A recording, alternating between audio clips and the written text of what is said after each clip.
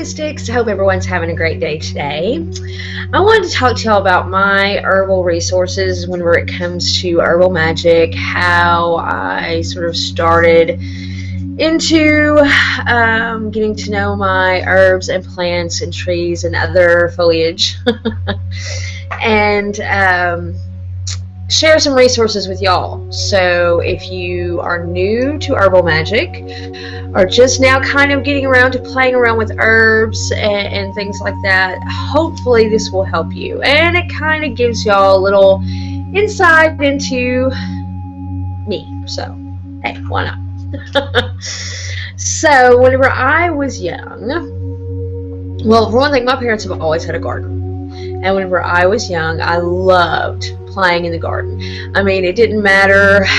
I'm sure I was probably a lot more detrimental to the garden whenever I was really little versus whenever I got older, but I loved running through the corn and just kind of just hanging out in the garden. To me, it felt like such a beautiful place to be.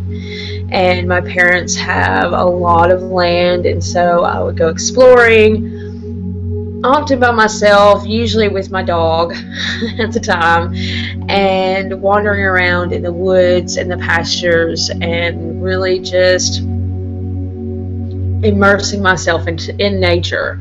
And I think that's really where my fascination with plants and growing things and working with plants started.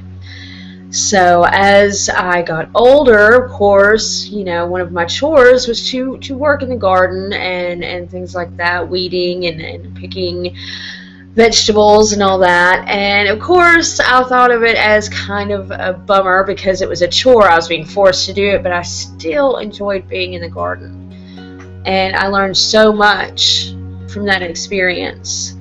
So as I got older, as I became a teenager, and my life was a lot more hectic, so the younger kids worked in the garden while I was working my after-school job and things like that. I became more of a bookworm, which I always loved reading, but I really dove into reading as a teenager, and I was always fascinated by reference books, resource books that had to do with gardening and herbs, plants, their lore, their history.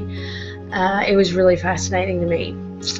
So when I started down, when I started in my path as a witch, whenever I first experienced and started working with magic, I already had a wealth of information to draw from personal experience as far as growing plants and lore and things like that. So first I was sort of frustrated. I became very frustrated at some of the resource books I was reading. So I was like, well, as much as some of the lores I recognized some of their magical properties, I was like, I don't know about that.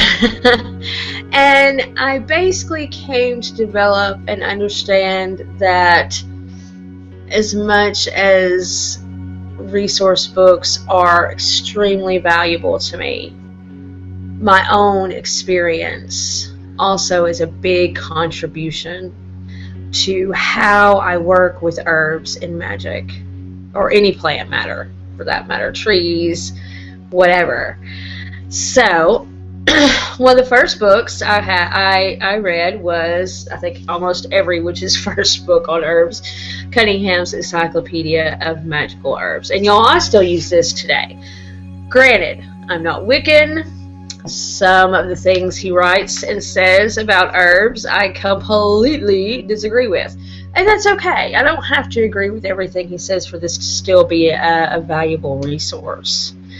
So especially when it comes to an herb that I have zero experience with, the first thing I do is hit the books and find out what others who have had experience, what their experience was. Then I work with the herb myself and get to know the herb and connect to it on a very spiritual level.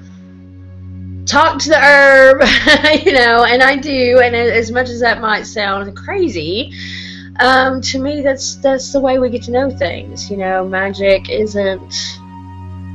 doesn't always make sense to mundanes or in the mundane world, but it's something that I'm very comfortable with. So I get to know herbs and plants and flowers and trees before I really start. Well, I mean, I'm using them. You know, I'm using them in spells, and sometimes the spells don't work quite right, and sometimes they work wonderfully. So, so I am using them. But before I will really write things down as this is truly what I believe about this herb in something like my grimoire, I will experiment and play around with it a lot. And I highly recommend that to everyone. You know, resource books are great. Y'all have heard me say this a million times, and will probably hear me say this a million times more. Resource books are wonderful. I don't totally, you know, ignore them or think, whatever. I mean, to me, they're very valuable to have. But your own experiences and your own experiments and your own perception is just as valuable. And don't write it off just because you aren't a well-known author. You know, they started somewhere too. Another magical reference books, and I'm just showing you a couple as far as the magical reference books that I have that deals with herbs. I actually have several, but these are the two I use most often. So the other book I use is the Hoodoo Herb and Root Magic book by Catherine. I never know how to pronounce her last name, y'all. Wode. Maybe that's it. I don't know. Here's the name so y'all can see. I have no clue. So now the author is another author that I don't necessarily agree with everything she does or says.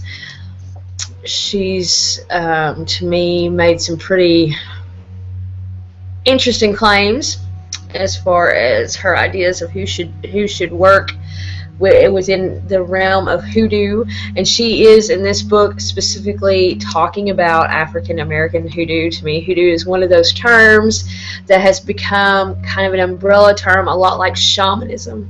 Excuse me, y'all, my throat is just ugh. But a lot like shamanism is kind of this huge broad umbrella term, and where the word itself actually has roots in a very specific culture. And with this, she is talking about, I mean, it says on the cover, a materia magica of African American conjure. So, hoodoo, though, pretty much is used to describe any type of folk magic that belong to indigenous cultures. So, anyway, it's a great book. Okay, as far as like with Cunningham, you have, for those of you who never use this book, never reference this book, he has pictures, hand-drawn pictures, all through the book. I find it really interesting that he drew a potato as though no one knew what a potato looked like. But hey, maybe some people don't, I don't know. But on every page, he draws the plant, vegetable, whatever it is now. Well, I don't know if he drew it necessarily, but either way, they're hand-drawn pictures, and that's okay.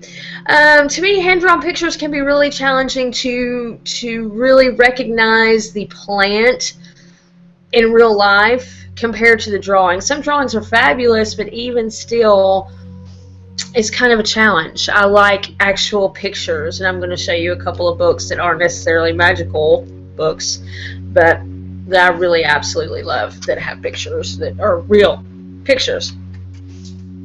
He also goes through and he associates each plant with their gender, according to him, planetary correspondence, element correspondence, magical uses, and a lot of times he will like include folk names and a little bit of lore too. So, and that's intriguing to me. I like reading about lore. A lot of his planetary elemental correspondence with these certain plants I don't agree with necessarily, but that's just me. Again, you know, and I always source in my grimoire. I will write, you know, if I'm talking about rosemary, I will write what his elemental association is, and then maybe another magical practitioner's element association is, and write where I got that from, and then I will write my own. So because I like to be really thorough.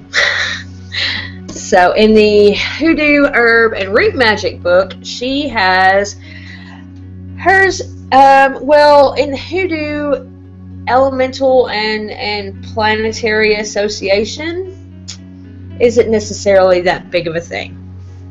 And so for most things, like on coffee, she gives you the Latin word for coffee, and there's like 3 different types of coffee. I mean, it's the same plant but different strains. She tells you, you know, she just gives you information how to keep a husband and a kid. How to keep a husband and a kid man too. That's interesting. Additional magical uses. It's like medicinal uses. So she puts in several little spells. Like I said, magical uses, medicinal uses, all kinds of information on each herb, and it varies. Some she won't have medicinal uses for because there really aren't any, or any that she's aware of. You know, the information will vary from herb to herb or plant to plant. So, and it's good information, y'all. I enjoy it. A lot of the ways that she, like I said, I don't agree with everything, but I really do enjoy it as far as a reference book. Now, the books that to me are invaluable. Like, if I was to lose everything, the first books I would replace are my Peterson field guides. These are not magical books, but they have so much information. They are just invaluable. For one thing, the medicinal plant, like this is a medicinal plant and herbs, they are all situated based on where you live. So like this one is Eastern and Central United States or North America. They have all kinds, you know, wherever you are. There's not one that's actually just south, you know, because obviously I live in the south. I live in Arkansas, but Arkansas is also central. You know, we are Central Time, so we are considered central as far as geographically located. They have Western North America, like Northwest, pretty much every little area breakdown of the United States and other countries, I believe. I'm not too sure about that, but I'm almost positive they also do these for other countries. So you have beautiful color pictures, so there is no mistaking it. You look at that plant, not only that, but it gives you a description of any kind of variations you might find. It tells you where to find them. It gives you the uses, and it gives you like related species. So if there's several different variations of that same strain of plant, it will tell you the related species. Also, every once in a while they throw in lore such as who discovered the medicinal purposes first, as far as they can tell, what they traditionally used it for, all kinds of things. And y'all, I mean, the pictures are just fabulous. For one thing, I mean, yes, they do give you like just, you know, focus on the flower, which is really important. You can see how many leaves, how they're arranged, things like that. But they'll also give you like the full plant view, so you can see how to identify them. I also have edible wild plants, and this also has pictures in the center of like every single edible wild plant they talk about. But the rest of the first part of the book tells you all kinds of stuff. If a flower has 4 petals, what you can use it for, which parts you can eat, which parts you should stay away from, if it's poisonous, if there's any side effects, and then the back part of it gives you more information as far as when it blooms, what you can do as far as, like, you know, it'll have the little potato symbol, meaning that you can eat the root. It'll have a little teacup, meaning that you can steep the petals in tea. And then if it also has the little fork and spoon, I mean, basically every part is edible.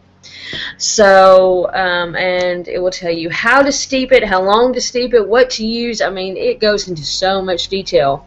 So, it is really invaluable to me because I like to forage. I like to go hiking, and I will pick a lot of my herbs that I want to use, plants I want to use in magic while I'm out and about in nature. To me, it doesn't get much better than that. Wild grown herbs, plants, flowers that you can pick out in the woods. I mean, to me, that kind of trumps even organic herbs and things like that. I really enjoy foraging, and these 2 books, the Peterson Field Guide books that I have, are wonderful.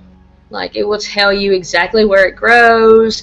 You can look at a picture. I can't tell you how many times I've made everybody stop while we were hiking so I can find a picture real quick of a plant and find out its uses and things like that. A really fun exercise for me is to kind of just put out what I call my feelers while I'm walking in the forest, and when something really jumps out at me in a very psychic way, I take a piece of it, you know, or find the picture in my Peterson Field Guides and find out what it is and what its uses are mundanely. Take some of it, put it in a little baggie, bring it home, and start working with it.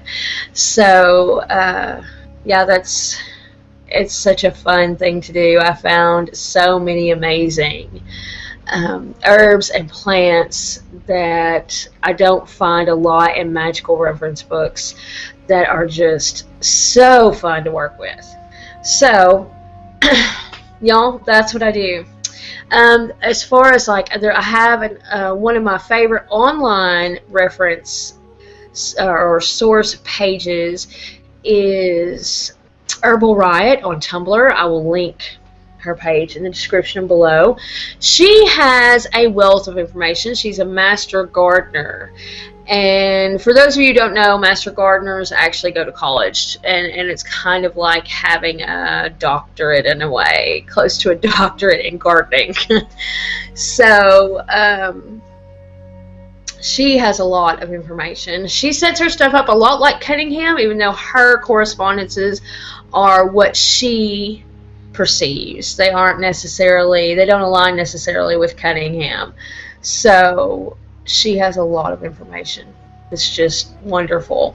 And she will give you lore, how basically she came up with the correspondence and of each herb that she uses and the magical properties. And she even throws a few spells in, a few oils, herbal blends, and things like that for you to try. She has just a lot of information. So I will link her stuff in the description box below. So yeah, guys, that's what I do. That's what I do. I just kind of use a montage of different sources and and then I trust myself. And I trust what I get from those herbs. So if you are just starting out, as far as using herbal magic, and you're just kind of unsure where to start, hopefully I gave you a few things that you can use. If you don't have the money right now to buy these books or anything like that, Herbal Riot on Tumblr, totally free, as long as you have an internet connection. So just get out there and do some research, but don't just do all research. Experiment and find things out for yourself, but don't just totally rely on that either. You know, it's, for one thing, you never know if something's poisonous or not. You know, I would hate for someone to mess around with poison ivy or something and not realize that's what it was and have rashes, horrible rashes everywhere because they thought it was a magical plant, which there are some interesting attributes of poison ivy. But you need gloves if you're going to use it. So, yeah, it's always good to have some knowledge before you start. And you just keep building and growing that way. I hope this has helped. If you have any questions, use the comment section. I will answer them to the best of my ability. And if I don't know, I will point you in a direction, hopefully, where you can discover it for yourself. If you have any resources that you would like to share, comment in the section below. I would love to hear some of your what you use as far as resource books go, and how you come up with your own correspondences when it comes to herbs, if you do or not. I would just be fascinated to know. So thank you guys for watching, and have a fabulous day, guys. Bye. Witch on, witches.